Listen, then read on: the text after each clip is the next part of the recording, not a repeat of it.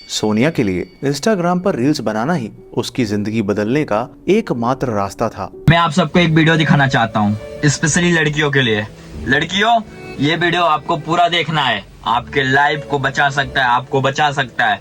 Please जितने भी मेरी बहनें हैं, प्लीज इस वीडियो को लास्ट तक देखना। क्योंकि उसने ना सिर्फ बड़े बड़े सपने देख रखे थे, बल्कि वो खुद एक ऐसे परिवार से आती थी जहां उसने अपने पेरेंट्स को दो पैसे कमाने के लिए स्ट्रगल करते देखा था। उसके माता पिता बिहार से थे, जो काम धंधे की तलाश में दिल्ली में आकर बस गए थे। पूरी फैमिली वेस्ट दिल्ली के नांगलोई में एक किराए के घर में रहती थी। सोनिया के फादर जानवरों का चारा बेचते और माँ घर घर जाकर काम करती थी। पैसों की कमी के चलते सोनिया को भले ही 10th स्टैंडर्ड के बाद स्कूल छोड़ना पड़ा, लेकिन उसने सपने देखना नहीं छोड़ा था। वो अपनी फैमिली को इस गरीबी के दलदल से निकालना चाहती थी और चाहती थी कि उसका खुद का एक घर हो। इसलिए उसने सोशल मीडिया इन्फ्लुएंसर बनने का फैसला लिया।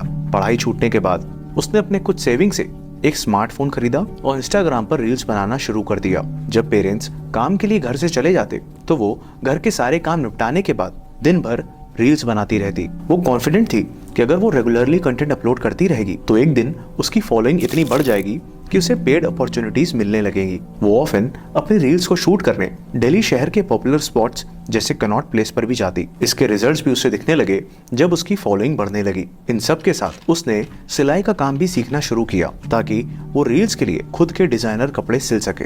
इन शॉर्ट, सोनिया और सोना को हर हाल में सोशल मीडिया इन्फ्लुएंसर बनना था और धीरे धीरे करके उसके 7,000 से भी ज्यादा फॉलोअर्स हो गए। लेकिन किस्मत को तो कुछ और ही मंजूर था।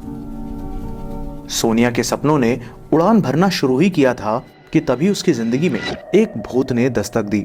जी हाँ, एक भूत, एक ऐसा भूत जिसने सोनिया की सपनों से भरी कहानी का अंजाम ऐसा बदला जिसकी उम्मीद उसने कभी नहीं की थी। Welcome to the show. Sonia Kumari. Sonia social media की दुनिया में पूरी तरह से डूब चुकी थी, क्योंकि उसके अकॉर्डिंग सिर्फ यही एक तरीका था उसकी किस्मत को बदलने का। लगभग 1 साल पहले जब उसकी उम्र करीब 19 साल की रही होगी, तब उसकी जिंदगी में एक भूत आया और दोनों के बीच लव अफेयर शुरू हो गया। यह सो कॉल्ड भूत कोई पैरानॉर्मल मूवी वाला भूत नहीं, बल्कि उसका सीक्रेट बॉयफ्रेंड था, जिसे वो प्यार से भूत बुलाती थी। शुरुआत में तो सोनिया के घर वालों को इस नए शख्स के बारे में कोई खबर नहीं थी, लेकिन वक्त के साथ सोनिया ने अपने इस रिश्ते को धीरे धीरे दुनिया के सामने लाना शुरू कर दिया। इनफैक्ट अपने इंस्टा अकाउंट पर भी उसके साथ अपनी पिक्चर्स पोस्ट करना शुरू कर दी।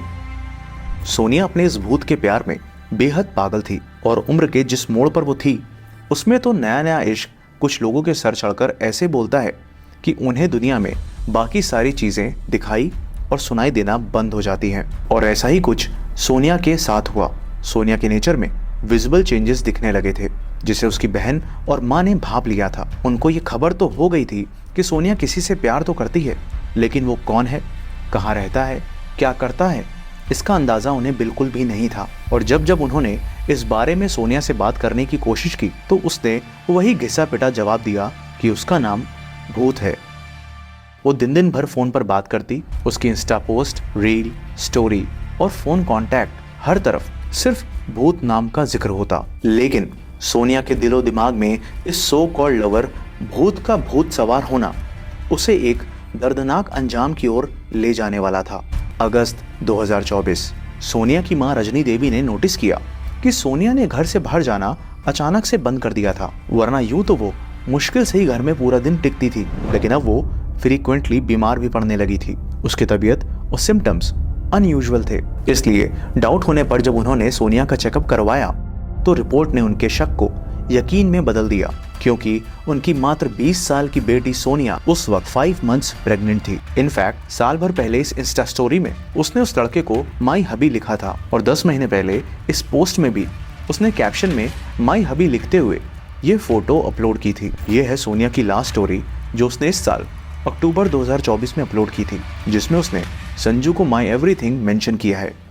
अक्टूबर 2024 को सोनिया प्रेगनेंसी के 7th मंथ में एंटर कर चुकी थी। उसने अपनी फैमिली में ओपन कर दिया था कि संजू ही इस बच्चे का पिता है और वो पूरी जिंदगी संजू के साथ बिताना चाहती है, क्योंकि उसने हर तरह से उसे अपना हस्बैंड मान लिया है। वहीं संजू ने सोनिया को बता रखा था कि भले ही वो अपने माँ बाप और बड़े भाई और भाभी के साथ रहता है, लेकिन उन्होंने उसे बेदखल कर रखा है। डिलीवरी डेट नजदीक आ रही थी और सोनिया अपनी नई जिंदगी की शुरुआत के लिए एक्साइटेड थी। उसकी संजू से कोई शादी नहीं हुई थी, लेकिन फिर भी इस साल 20 अक्टूबर 2024 को उसने करवा चौथ का व्रत रखा था। उनकी इतनी कम उम्र की बेटी, जो ना सिर्फ शादी से पहले मां बनने वाली है, बल्कि एक शादीशुदा लड़की की तरह एक्ट कर रही है, ये सब देखते हुए वो भी मजबूर थे। इसलिए उन्होंने आखिरकार उसके इस रिलेशन को एक्सेप्ट कर लिया था।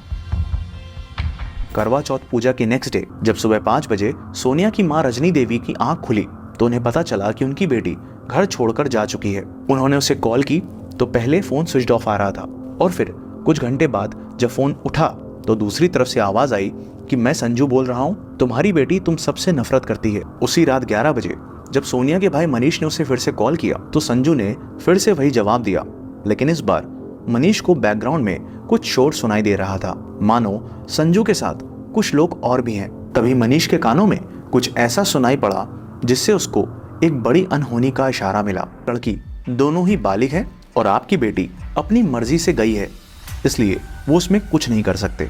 पुलिस से जब निराशा मिली तो उन्होंने खुद से संजू के बारे में पता करना शुरू किया और पता करते करते आखिरकार अगले दिन संजू के घर पहुंच गए। पर यहाँ उन्हें जिस सच से रूबरू होना था उसका ख्याल तो उन्हें सपने में भी नहीं था, क्योंकि सोनिया जिस संजू के साथ गई थी उसका असली नाम सलीम था। सलीम के परिवार वालों ने सोनिया के घर वालों से यह कहकर पल्ला झाड़ लिया कि उन्होंने सलीम को बेदखल कर दिया है और उनका उससे कोई लेना देना नहीं है। सारे रास्ते बंद थे, पुलिस से भी कोई मदद नहीं मिल रही थी और इस नए खुलासे ने तो उस शक को और भी गहरा कर दिया था।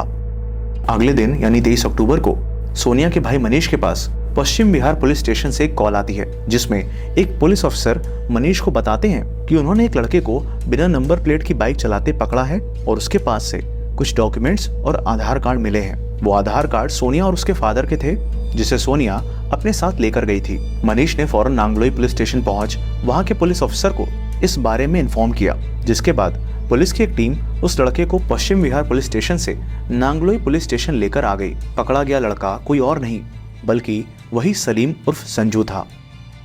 पुलिस ने जब उससे सोनिया के बारे में पूछा तो पहले उसने कहा कि अब वो किसी से मतलब नहीं रखना चाहती है, लेकिन पुलिस ने जब सलीम की अच्छे से खातिरदारी की तब उसकी जुबान से सच निकलना शुरू हुआ और यह सच एक ऐसी साजिश थी जिसमें सोनिया को बड़ी चालाकी से फंसाया गया था। 21 अक्टूबर की सुबह जब सोनिया घर से सारा सामान लेकर निकली तो सलीम उर्फ संजू उसे कार से पिक करने के लिए आया था, जो उसने रेंट पर ली थी। रास्ते में उसने अपने 2 दोस्त पंकज और ऋतिक को भी पिक कर लिया और सभी रोहतक के लिए निकल पड़े। सोनिया ने सलीम से, जो उसके लिए अभी तक संजू ही था, उस पर शादी करने का दबाव डालती है, क्योंकि कई महीनों से सलीम शादी की बात पर सोनिया से थोड़ा इंतजार करने को बोल देता।